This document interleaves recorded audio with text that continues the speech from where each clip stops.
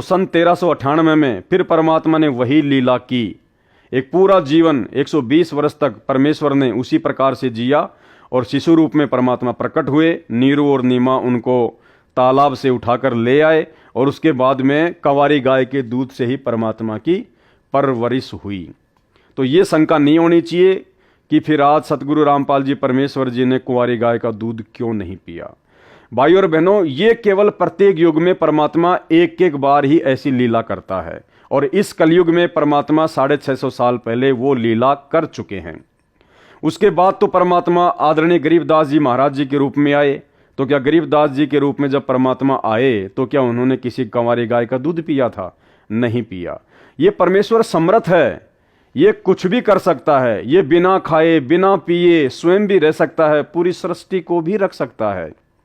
तो ऐसी लीला परमेश्वर केवल प्रत्येक युग में एक बार ही करते हैं। और वो क्यों करते हैं? क्योंकि वेदों में परमात्मा ने अपनी महिमा लिखी है, अपनी पहचान बताई है, ताकि आसानी से साधक परमेश्वर को पहचान लें कि हाँ, भगवान ऐसी ही लीला किया करता है। जब भगवान धरती पर शिशु रूप में प्रकट होता है तो परमात्मा कुंवारी गाय से ही अपनी परवरिश करवाता है, उसी का दूध पीता है। और ये जो लीला है जो वेदों में लिखी हुई है, ये कबीर परमात्मा के अलावा अन्य जितने भी अवतार हैं, कोई भी महापुरुष है, किसी के जीवन में आपको देखने को नहीं मिलेगी।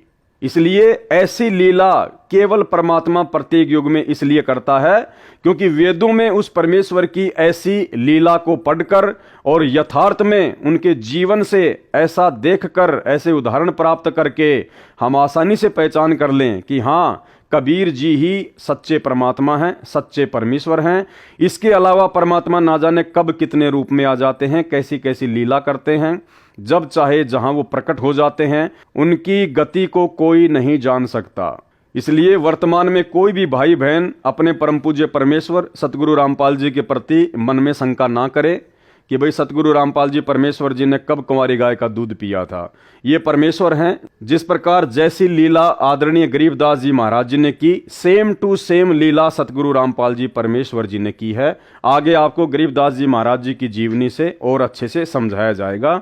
इसलिए दास बार बार कह रहा है कि आदरणीय गरीबदास जी महाराज जी के जीवन को समझना हम भक्तों के लिए बहुत ज्यादा आवश्यक है, क्योंकि गरीबदास जी महाराज जी की जीवन लीला को समझे बिना हम सतगुरु रामपाल जी परमेश्वर जी की जीवन लीला को नहीं समझ पाएंगे।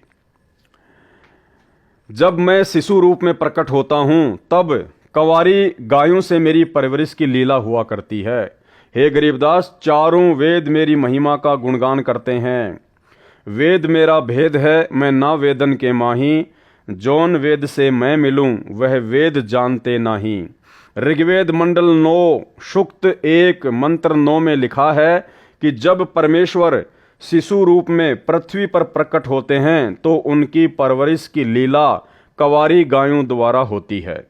मैं सतयुग में सत सुकृत नाम से प्रकट हुआ था, त्रेता युग में मुनिंदर नाम से तथा द्वापर में करुणामय नाम से, और संवत 1455 ज्येष्ठ सुधी पूर्णमासी को मैं कलयुग में कबीर नाम से प्रकट हुआ, वह प्रसिद्ध हुआ था। ये सब प्रसंग सुनकर संत गरीबदास जी ने कहा कि परवरदिगार, यह ज्ञान मुझे कैसे याद रहेगा। तब परमेश्वर जी ने बालक गरीबदास जी को आशीर्वाद दिया और कहा कि मैंने तेरा ज्ञान योग खोल दिया है, अध्यात्म ज्ञान तेरे अंतःकरण में डाल दिया है। अब आप असंख्य युगों के पहले से लेकर वर्तमान तथा भविष्य का ज्ञान भी याद रखोगे। दूसरी ओर नीचे पृथ्वी पर शाम के 3 बजे के आसपास अन्य ग्वालों को याद आया कि गरीबदास नहीं है, लाओ उठाकर। तब एक पाली गया, उसने दूर से आवाज लगाई कि हे गरीबदास आजा, गायों के सामने खड़ा होकर अपनी बारी कर, हम बहुत देर से खड़े हैं। भगत गरीबदास जी नहीं बोले और न उठे, क्योंकि पृथ्वी पर तो केवल शरीर था, जीव आत्मा तो ऊपर के मंडलों की सैर कर रही थी। उस पाली ने निकट जाकर हाथ से शरीर को हिलाया तो शरीर जमीन पर गिर गया। पहले सुखासन पर स्थित था, यानी पहले वो शरीर जमीन पर बैठा हुआ था। ग्वाले ने देखा तो बालक गरीबदास को मृत पाया, मरा हुआ पाया। उसने शोर मचाया, अन्य गवाले दौड़े आए। उनमें से एक गांव छुडानी की ओर दौड़ा। छुडानी गांव से गांव कबलाना के रास्ते पर वह जांडी का पेड़ था जिसके नीचे परमेश्वर जी जिंदा रूप में गरीबदास जी तथा अन्य पालियों के साथ बैठे थे। गांव कबलाना की सीमा के साथ वह खेत सटा हुआ था जो छुडानी गांव का है, जो गरीबदास जी का अपना ही खेत था। वह स्थान गांव छुडानी से 1.5 किलोमीटर दूर है। गांव छुडानी में जाकर उस पाली ने गरीबदास जी के पिता, माता, नाना, नानी को सब हाल बताया कि एक बाबा ने कवारी गाय का दूध जादू मंत्र करके निकाला। वह दूध हमने तो पिया नहीं, बालक गरीबदास ने पी लिया। हमने अभी देखा तो वह मर चुका है। बच्चे के शव को चिता पर रखकर अंतिम संस्कार की तैयारी कर दी। उसी समय परमेश्वर कबीर जी ने कहा, हे गरीबदास, आप नीचे जाओ, आपके शरीर को नष्ट करने जा रहे हैं।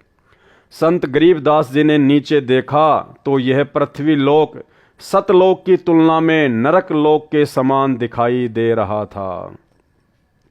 जब संत गरीबदास जी ने सतलोक से नीचे देखा अपनी दिव्य दृष्टि से, क्योंकि परमेश्वर ने उनको आशीर्वाद दे दिया था, तो सतलोक की तुलना में परमात्मा कह रहे हैं कि ये पृथ्वी लोक, ये किस ब्रह्मांड ऐसा है जैसे कूड़ा करकट, कूड़े का ढेर, गंदगी, नरक।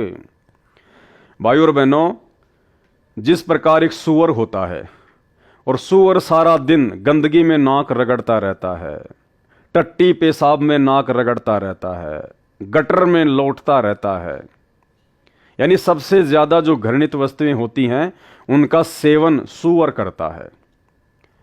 अब यदि उस सूअर की आत्मा को एक दिन के लिए और किसी राष्ट्रपति या प्रधानमंत्री की आत्मा में डाल दिया जाए और 24 घंटे फिर वो सूअर की आत्मा राष्ट्रपति और प्रधानमंत्री के रूप में 7 स्टार होटल में सोएगा।